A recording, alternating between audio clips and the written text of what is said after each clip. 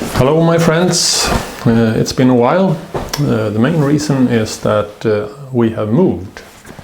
So this is welcome to my new workshop. It took a while putting up, but now I am in full up and running again. Today I'm going to talk about F-holes. And here's a top with no F-hole. To make F-holes there are drawings and a lot of books telling you how to do it. If you have the opportunity, when you take the model, you also take the F-hole template like this and use a plastic film and put it on like this. You have cut holes for F-holes and just take a pencil and draw them on. That's a good way to do it. I'm making another video about how to make them out of a book, and it's not complicated, but there are some things to think about. Okay, back to the F-holes on this one. When you look in the books and how it's done, there are some guidelines. And I use this one to explain. First, well, the F-holes were cut from the inside, so you have to make them from the inside. I don't know really why, but that's how the old guys did it, since you found all these tracings on the inside of the strads. Also, you have to pay attention to where the purfling has its lowest point here. If you connect these two lower points, they should run exactly above the lower hole. That's obviously very important.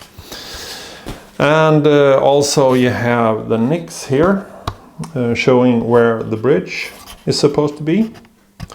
And to establish where the nicks are, if you don't have it on your template, you put a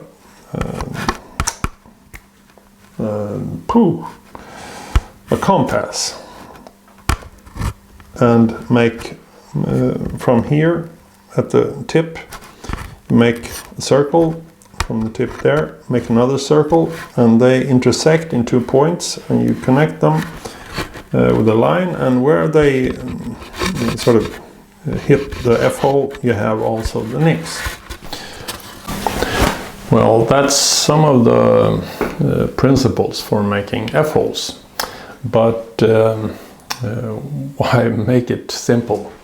So I will show you some obstacles that we run into when studying old masters' instruments, and see what we can do from there.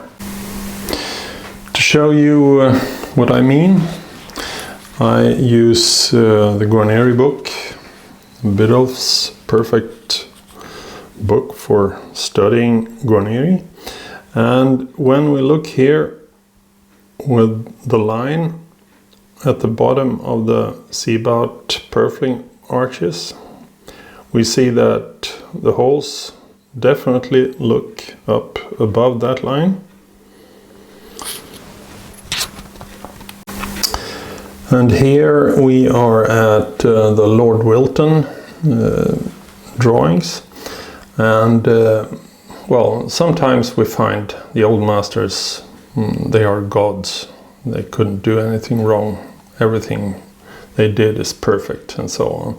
So how about these gods to make a straight edge from the middle joint and from here, and make a straight edge across? That would have guaranteed that the stop length coming down here on both sides should be the same. But here we see 192.5 on this side, and on this side it's 195. I mean, it's 2.5 millimeters off from side to side. We also see the length of the F-holes. I mean, many makers have one F-hole here, one template, and then they turn it around and make the perfect mirror on the other side. But as you know, here we can find 76.5 in length of the F-hole. Here we find 73. That's a difference of 3.5 millimeter on the same violin.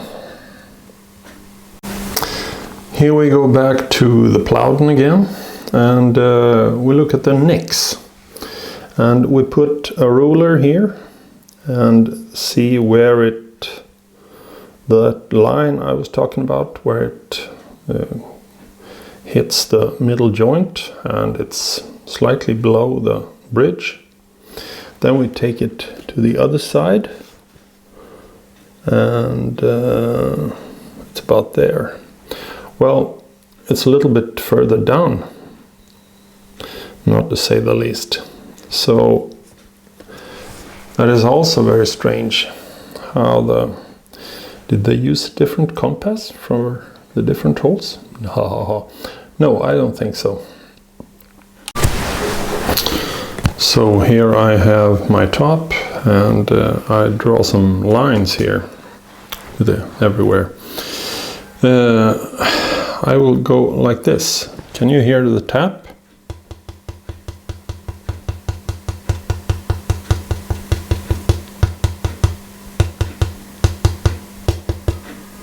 Dot, dot, dot, dot, dot, dot, dot, dot. A little bit higher here at the line. And the same thing here.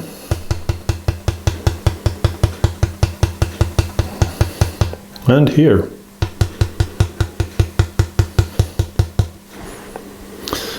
And of course that goes for the other side too. And then I can go sideways to here, and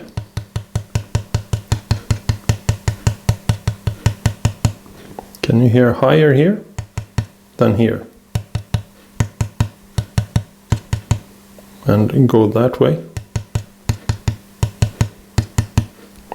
Same here. And here. And here. And here.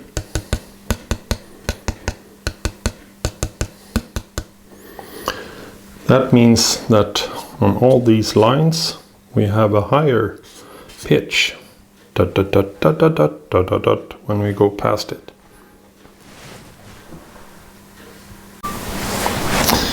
So now we have these lines, and we extend them a little bit and make them a little bit more obvious to see,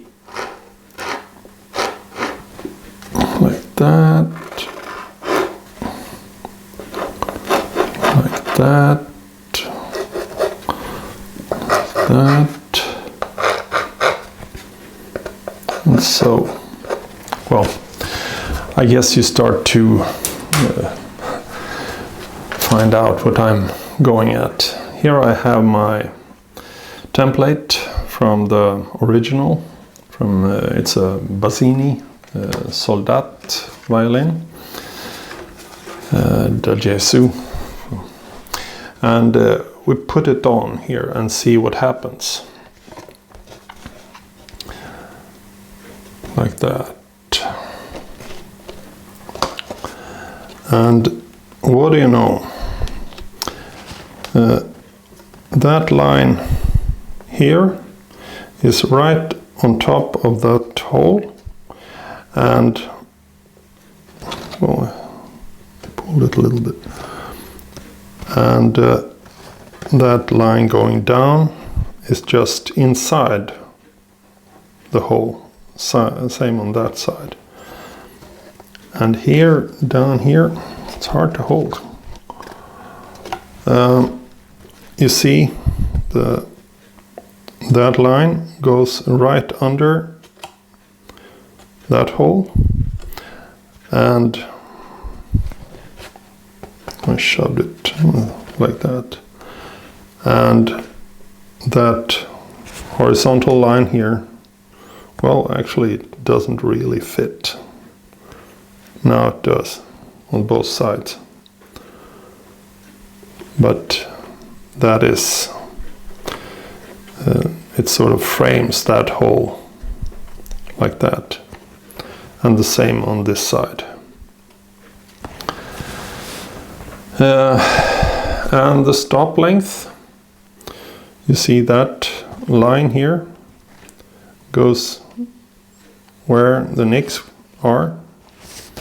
So I'm not saying they did it this way, of course not, but it's an interesting fact, and well, we'll see what we can do with that. So that leads us back to my top here. I don't know when I did this one. I think it's very nicely varnished. Looks very good, and comparing it to the Plowden here, it could be actually exactly on the same mold. And we remember Plowden had that line under the C-bout purfling, where the holes look a little bit above that line. And well, we'll see here, they look above here too. I mean, this is a top that could actually, with some more identical varnish, have been a Plowden copy. What could possibly go wrong? But here comes a thing that I can say from my experience is very important, and that is when you tap here and look for the high pitch,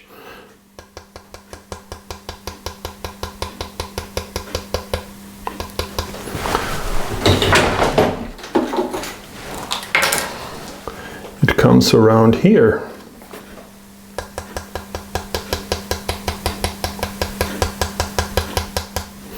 And you remember this next line here comes on that point when you, as we spoke of before, and we do it here. I would say it's about there.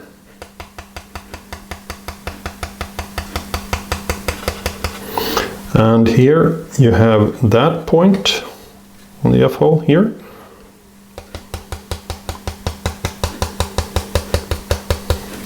I would say it's about there.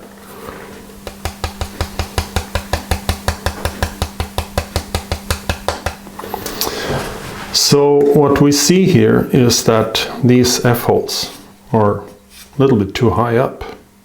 I made that error, and that made, it was sort of one thing that made this top or this violin not sound so good. So what I should have done was lowering the F-holes. So this is water soluble, by the way. It's very easy to take away. So this line here should have matched that position. So it should have been pulled down quite a lot. You see the same here and here. That distance too far up is this F-hole. And while we're at it, now we know that, take that away, swip, and that one, and that one. The outer neck, it's easy to think that that would also be controlled by that line, but listen here.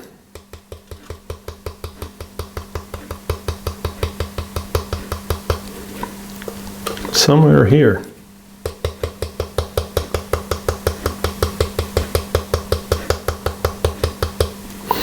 So you see there is a discrepancy in the horizontal position, which very good pictures how this slant in neck position should be.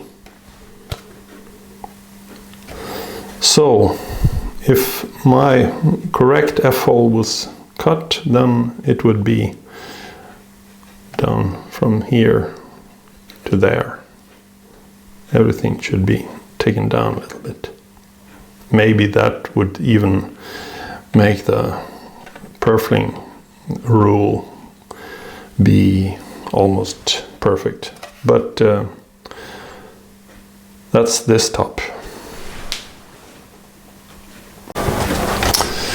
And to round this off, I can tell how I make my F-holes. When I put the template on, it's like a rough guide for where to look for these tap tones. And if I find it on these tips, here and there, I go for that F-hole. Of course, the different length in F-holes on especially Guarneris could be a matter of adjusting it, spreading it out a little bit, or putting it a little bit together. Don't go for everything I say. Healthy skepticism is always good at hand, but I tell where I am right now. I will probably find new things, but this is how I see it now. Then I cut the F-holes, drill the holes, and saw it up with a jigsaw, and I leave the nicks to be cut until the top is, well, totally finished, because especially the stop length nicks are very important for sound. And if you like to try, go to a violin you made and tap and try to find where this raising pitch comes. And if it comes a little bit above or below your cut nick, adjust the bridge to that point, and of course the sound post too, and see if you can find any tone improvements.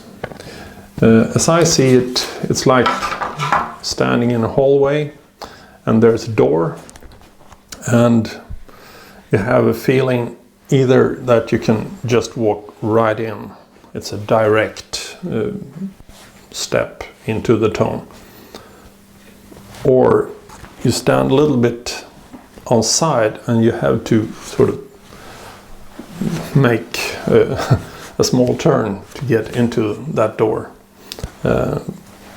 Maybe it's a very diffuse explanation, but it's hard to really put the finger on. This is how it feels.